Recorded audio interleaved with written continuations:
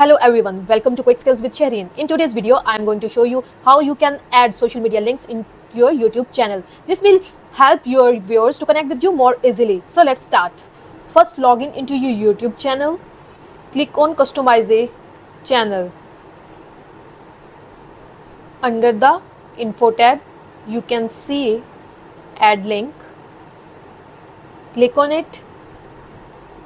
Once you click on it, enter the social media account profile name, just like I write Instagram. Where is this profile you can add on their Facebook, Instagram, Twitter, and then I can add URL of Instagram account.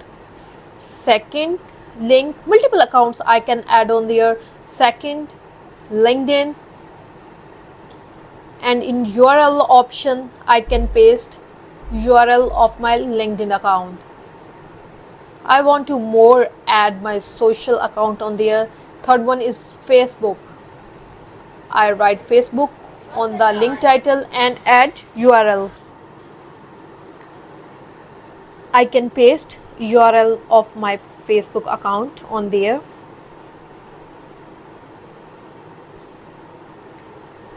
Once I add, I click on publish button and refresh my channel and move toward my channel. Now I can see you. These are the links where I can add.